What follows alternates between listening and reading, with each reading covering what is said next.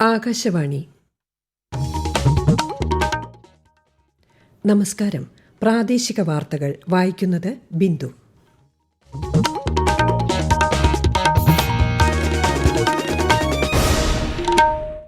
പ്രധാന വാർത്തകൾ. സ്വാതന്ത്ര്യ പ്രസ്ഥാനത്തിൽ അവിസ്മരണീയമായ സംഭാവനയാണ് ഗോത്ര സമൂഹം നൽകിയതെന്ന് പ്രധാനമന്ത്രി നരേന്ദ്രമോദി. സംസ്ഥാനത്ത് തദ്ദേശ പൊതുതെരഞ്ഞെടുപ്പ് നടപടികളും പ്രവർത്തനങ്ങളും പുരോഗമിക്കുന്നു. തെരഞ്ഞെടുപ്പ് പ്രചാരണത്തിൽ മാതൃകാ പെരുമാറ്റച്ചട്ടം പാലിക്കണമെന്ന് സംസ്ഥാന തെരഞ്ഞെടുപ്പ് കമ്മീഷൻ. തീവ്ര വോട്ടർ പട്ടിക പരിഷ്കരണത്തിന്റെ ഭാഗമായുള്ള എന്യൂമറേഷൻ ഫോം വിതരണം ചെയ്ത ശേഷം മാത്രമേ വോട്ടർമാരുടെ വിവരങ്ങൾ പുതുക്കാവൂ എന്ന് മുഖ്യ തെരഞ്ഞെടുപ്പ് ഓഫീസർ. മണ്ഡല മകരവിളക്ക് മഹോത്സവത്തിനായി ശബരിമല ക്ഷേത്രനട നാളെ തുറക്കും. തീർത്ഥാടനത്തിനായുള്ള എല്ലാ ഒരുക്കങ്ങളും പൂർത്തിയായതായി പത്തനംതിട്ട ജില്ലാ നേതൃത്വം. സംസ്ഥാനത്ത് വിവിധയിടങ്ങളിൽ ഇടിമിന്നലോടുകൂടിയ മഴയ്ക്ക് സാധ്യതയെന്ന് കേന്ദ്ര കാലാവസ്ഥാ വകുപ്പ്. കേരള ലക്ഷദ്വീപ് തീരങ്ങളിൽ ഇന്ന് മത്സ്യബന്ധനത്തിന് വിലക്ക്. കൊൽക്കത്ത ക്രിക്കറ്റ് ടെസ്റ്റിൽ ദക്ഷിണാഫ്രിക്കയ്ക്കെതിരെ ഇന്ത്യയ്ക്ക് 30 റണ്ണിന്റെ 1 ഇന്നിംഗ്സ് ലീഡ്. വാർത്തകൾ വിശദമായി. സ്വാതന്ത്ര്യ പ്രസ്ഥാനത്തിൽ അവിസ്മരണീയമായ സംഭാവനയാണ് ഗോത്ര സമൂഹം നൽകിയതെന്ന് പ്രധാനമന്ത്രി നരേന്ദ്രമോദി. ഗോത്ര നേതാവും സ്വാതന്ത്ര്യ സമര സേനാനിയുമായ ബിർസ മുണ്ടയുടെ 150ാം ജന്മവാർഷിക ദിനമായ ജൻജാതീയ ഗൌരവ് ദിവസ് ആഘോഷത്തോടനുബന്ധിച്ച് ഗുജറാത്തിലെ നർമ്മദയിൽ സംഘടിപ്പിച്ച പരിപാടിയെ അഭിസംബോധന ചെയ്യുകയായിരുന്നു അദ്ദേഹം. രാജ്യത്തിന്റെ അന്തസ്സ്, ആത്മാഭിമാനം, സ്വയംഭരണം എന്നിവയെക്കുറിച്ചുള്ള ചോദ്യം ഉയർന്നു വന്നപ്പോഴെല്ലാം ഇന്ത്യയുടെ ഗോത്ര സമൂഹം മുൻപന്തിയിൽ നിൽക്കുന്നുണ്ടെന്ന് അദ്ദേഹം പറഞ്ഞു. जनजातीय गौरव हजारों वर्षों से हमारे भारत की चेतना का अभिन्न हिस्सा रहा है. जब जब देश के सम्मान, स्वाभिमान और स्वराज की बात आई तो हमारा आदिवासी समाज सबसे आगे खड़ा हुआ. हमारा स्वतंत्रता संग्राम इसका सबसे बड़ा उदाहरण है. രാവിലെ മുംബൈ അഹമ്മദാബാദ് അതിവേഗ റെയിൽ ഇടനാഴിയുടെ പുരോഗതി പ്രധാനമന്ത്രി അവലോകനം ചെയ്തു. ബുള്ളറ്റ് ട്രെയിൻ മുംബൈക്കും അഹമ്മദാബാദിനും ഇടയിലുള്ള യാത്രാസമയം ഏകദേശം 2 മണിക്കൂറായി കുറയ്ക്കും. സംസ്ഥാനത്ത് തദ്ദേശ പൊതുതെരഞ്ഞെടുപ്പിനുള്ള സ്ഥാനാർത്ഥി പ്രഖ്യാപനവും നാമനിർദ്ദേശ പത്രികാ സമർപ്പണവും പുരോഗമിക്കുന്നു. ഈ മാസം 21 വരെയാണ് പത്രികാ സമർപ്പണം. 1199 തദ്ദേശ സ്ഥാപനങ്ങളിലെ 23,576 വാർഡുകളിലേക്ക് അടുത്ത മാസം 9, 11 തീയതികളിൽ 2 ഘട്ടങ്ങളായാണ് വോട്ടെടുപ്പ്. 13-ന് വോട്ടെണ്ണൽ നടക്കും. അതേസമയം തെരഞ്ഞെടുപ്പ് പ്രചാരണത്തിൽ ശ്രദ്ധ കേന്ദ്രീകരിക്കുകയാണ് വിവിധ രാഷ്ട്രീയ പാർട്ടികളും സ്ഥാനാർത്ഥികളും. വീടുകളിൽ എത്തി സമ്മതിദായകരെ നേരിൽ കണ്ട് വോട്ട് അഭ്യർത്ഥിക്കാൻ സ്ഥാനാർത്ഥികൾക്കൊപ്പം മുതിർന്ന നേതാക്കളും സജീവമാണ്. തദ്ദേശ പൊതുതെരഞ്ഞെടുപ്പ് പ്രചാരണത്തിൽ മാതൃകാ പെരുമാറ്റച്ചട്ടം പാലിക്കണമെന്ന് സംസ്ഥാന തെരഞ്ഞെടുപ്പ് കമ്മീഷൻ. ജാതി, മത, വംശ, സമുദായപരമോ ഭാഷാപരമോ ആയ സംഘർഷങ്ങൾ ഉളവാക്കുന്ന ഒരു പ്രവർത്തനത്തിലും രാഷ്ട്രീയ കക്ഷികളോ സ്ഥാനാർത്ഥികളോ ഏർപ്പെടുവാൻ പാടില്ലെന്ന് കമ്മീഷൻ നിർദ്ദേശിച്ചു. ആരാധനാലയങ്ങൾ, മതസ്ഥാപനങ്ങൾ, വിദ്യാഭ്യാസ സ്ഥാപനങ്ങളുടെ മൈതാനങ്ങൾ എന്നിവ തെരഞ്ഞെടുപ്പ് പ്രചാരണത്തിനുള്ള വേദിയാക്കാൻ പാടില്ലെന്നും നിർദ്ദേശമുണ്ട്. തീവ്ര വോട്ടർ പട്ടിക പരിഷ്കരണത്തിന്റെ ഭാഗമായുള്ള എന്യൂമറേഷൻ ഫോം ലഭിക്കാത്തവർക്കായി പ്രത്യേക യജ്ഞം നടത്തുമെന്ന് മുഖ്യ തെരഞ്ഞെടുപ്പ് officer Rathan U Kelkar. SIR സംബന്ധിച്ച് തിരുവനന്തപുരത്ത് വിളിച്ചു ചേർത്ത സർവകക്ഷി യോഗത്തിൽ സംസാരിക്കുകയായിരുന്നു അദ്ദേഹം. എന്യൂമറേഷൻ ഫോമുകൾ വിതരണം ചെയ്ത ശേഷം മാത്രമേ വിവരങ്ങൾ പുതുക്കാവൂ എന്ന് BLOമാർക്ക് കർശന നിർദ്ദേശം നൽകിയിട്ടുണ്ടെന്നും ശ്രീ രത്തൻ കേൽക്കർ അറിയിച്ചു. തീവ്ര വോട്ടർ പട്ടിക പരിഷ്കരണ നടപടികളിൽ പങ്കാളികളാകാൻ കോഴിക്കോട് ജില്ലയിലെ ഇലക്ട്രൽ ലിറ്ററസി ക്ലബ്ബും നാഷണൽ സർവീസ് സ്കീം വോളണ്ടിയർമാരും ഓരോ BLOമാർക്കൊപ്പവും 2 വീതം വോളണ്ടിയർമാരാണ് ഗൃഹസന്ദർശനത്തിൽ ഒപ്പം ചേരുക. വിശദാംശങ്ങളുമായി ആകാശവാണി കോഴിക്കോട് ജില്ലാ പ്രതിനിധി നസീർ ബാബു. ജില്ലാ ഇലക്ട്രൽ ലിറ്ററസി ക്ലബിന്റെ നേതൃത്വത്തിൽ ജില്ലാ തെരഞ്ഞെടുപ്പ് വിഭാഗം, സ്വീപ്പ്, വില്ലേജ് ഓഫീസർമാർ, BLO സൂപ്പർവൈസർമാർ, കാലിക്കറ്റ് യൂണിവേഴ്സിറ്റി, NSS ജില്ലാ കളക്ടറുടെ ഇന്റേൺസ് എന്നിവയുടെ ഏകോപനത്തിലാണ് പരിപാടി സംഘടിപ്പിക്കുന്നത്. അർഹരായ മുഴുവൻ പേരെയും വോട്ടർ പട്ടികയിൽ ഉറപ്പാക്കാൻ ലക്ഷ്യമിട്ട് 5000-ഓളം വളണ്ടിയർമാരാണ് BLOമാരോടൊപ്പം ചേർന്ന് 4 ലക്ഷത്തോളം വോട്ടർമാരെ സന്ദർശിക്കുന്നത്. ജില്ലയിലെ അവശ്യ ജനവിഭാഗങ്ങൾക്ക് സവിശേഷ ശ്രദ്ധ നൽകിയാണ് ഗൃഹസന്ദർശനങ്ങൾ നടത്തുന്നത്. പട്ടികവർഗ ഉന്നതികൾ, തീരദേശ മേഖലകൾ എന്നീ കേന്ദ്രങ്ങളിൽ പ്രൊമോട്ടർമാർ, പ്രാദേശിക കോർഡിനേറ്റർമാർ എന്നിവയുടെ സഹകരണത്തോടെ ഗൃഹസന്ദർശനം പൂർത്തിയാക്കും. ഡൽഹി സ്ഫോടന കേസുമായി ബന്ധപ്പെട്ട് അറസ്റ്റിലായ 4 ഡോക്ടർമാരുടെ പേരുകൾ ഇന്ത്യൻ മെഡിക്കൽ രജിസ്റ്ററിൽ നിന്ന് നാഷണൽ മെഡിക്കൽ കമ്മീഷൻ നീക്കം ചെയ്തു. മുസാഫർ അഹമ്മദ്, ആദിൽ അഹമ്മദ് റാത്തർ, മുസമിർ ഷക്കീൽ, ഷഹീൻ സയ്യിദ് എന്നിവർക്കെതിരെ നിയമവിരുദ്ധ പ്രവർത്തനങ്ങൾ തടയൽ നിയമത്തിലെ പ്രസക്തമായ വകുപ്പുകൾ പ്രകാരം രജിസ്റ്റർ ചെയ്ത FIR കണക്കിലെടുത്താണ് ഈ നടപടി സ്വീകരിച്ചത്.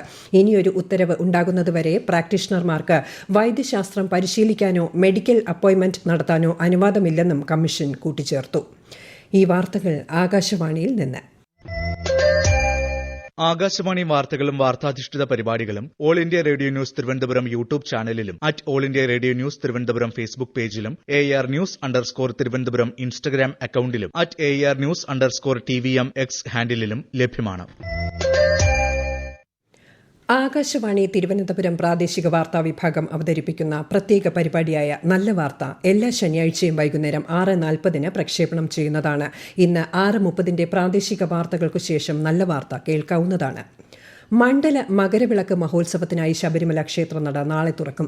നാളെ വൈകിട്ട് 5 തന്ത്രി കണ്ഠരര് മഹേഷ് മോഹനരുടെ സാന്നിധ്യത്തിൽ മേൽശാന്തി അരുൺകുമാർ നട തുറന്ന് ദീപം തെളിക്കും. തുടർന്ന് നിയുക്ത മേൽശാന്തിമാരെ 18ാം പടി കയറ്റി വൈകിട്ട് 6 അഭിഷേകം നടക്കും.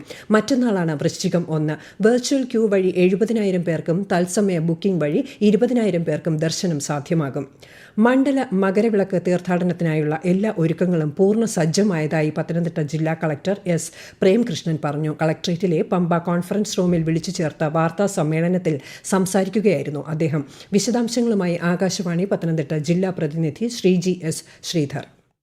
ഇത്തവണ ഓരോ വകുപ്പിനും ഓരോ കൺട്രോൾ റൂം എന്നതിനു പകരം നിലയ്ക്കൽ, പമ്പ എന്നിവിടങ്ങളിൽ സംയോജിത കൺട്രോൾ റൂമുകൾ നാളെ മുതൽ 24 മണിക്കൂറും പ്രവർത്തനം ആരംഭിക്കുമെന്നും അദ്ദേഹം പറഞ്ഞു. കോന്നി മെഡിക്കൽ കോളേജ് ബേസ് ആശുപത്രിയായി പ്രവർത്തിക്കും. അട്ടത്തോട് മുതൽ സന്നിധാനം വരെ അനധികൃത ഭക്ഷണശാലകൾക്കും നിലയ്ക്കൽ, പമ്പ പ്രദേശങ്ങളിൽ റോഡുകളിൽ ഭക്ഷണം പാകം ചെയ്യുന്നതിനും വിലക്കുണ്ട്.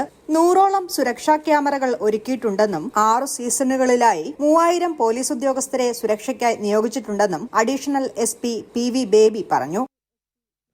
മണ്ഡലകാലത്തോടനുബന്ധിച്ച് ശബരിമല തീർത്ഥാടകർക്കായി നിരവധി സജ്ജീകരണങ്ങൾ ഒരുക്കി സംസ്ഥാന ആരോഗ്യവകുപ്പ്. ശബരിമലയിലേക്കുള്ള എല്ലാ പ്രധാന പാതകളിലും ആരോഗ്യവകുപ്പിന്റെ സേവനം ലഭ്യമാക്കിയിട്ടുണ്ട്.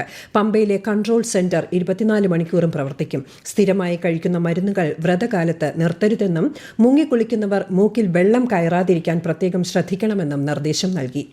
തിരുവിതാംകൂർ ദേവസ്വം ബോർഡ് പ്രസിഡന്റായി മുൻ ചീഫ് സെക്രട്ടറി K. ജയകുമാറും ബോർഡ് അംഗമായി K. രാജുവും ചുമതലയേറ്റു. K. ജയകുമാർ മലയാളം സർവകലാശാല വൈസ് ചാൻസലറുടെ ചുമതലയും വഹിച്ചിട്ടുണ്ട്. K. രാജു മുൻ മന്ത്രിയാണ്.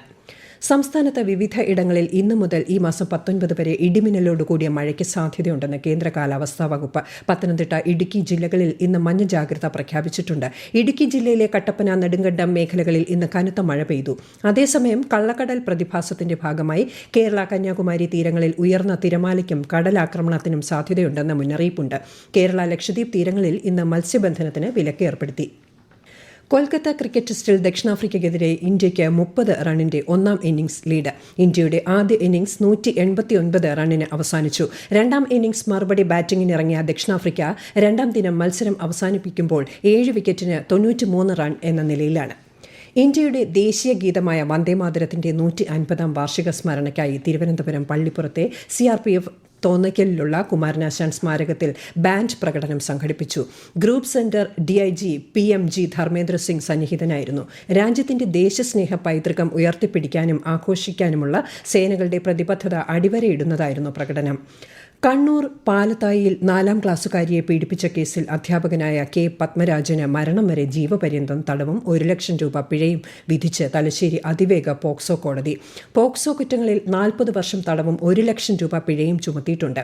കേസിൽ K. പത്മരാജൻ കുറ്റക്കാരനാണെന്ന് കോടതി ഇന്നലെ കണ്ടെത്തിയിരുന്നു. അടിയന്തര സാഹചര്യങ്ങളിൽ പ്രതികരിക്കാനുള്ള തയ്യാറെടുപ്പുകൾ ശക്തിപ്പെടുത്തുന്നതിനും റെയിൽവേ വിഭാഗങ്ങൾക്കിടയിൽ ദുരന്ത നിവാരണ ഏജൻസികൾക്കിടയിലും ഏകോപനം വർദ്ധിപ്പിക്കുന്നതിനുമായി തിരുവനന്തപുരം ഡിവിഷൻ, ദക്ഷിണ റെയിൽവേയും ദേശീയ ദുരന്ത നിവാരണ സേനയും സംയുക്തമായി ഇന്ന് സമഗ്ര സുരക്ഷാ പരിശീലനം നടത്തി.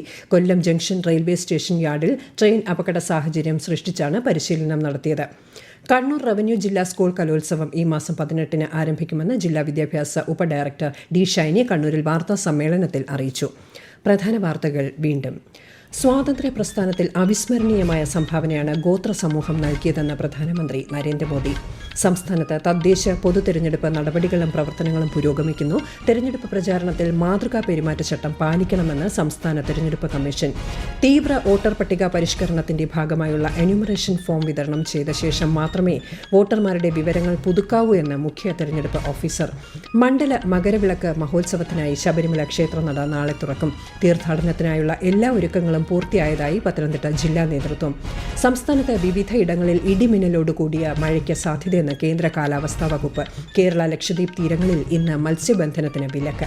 കൊൽക്കത്ത ക്രിക്കറ്റ് ടെസ്റ്റിൽ ദക്ഷിണാഫ്രിക്കയ്ക്കെതിരെ ഇന്ത്യയ്ക്ക് 30 റണ്ണിന്റെ ഒന്നാം ഇന്നിംഗ്സ് ലീഡ്. പ്രാദേശിക വാർത്തകൾ കഴിഞ്ഞു. അടുത്ത വാർത്താ പ്രക്ഷേപണം രാത്രി 7:25.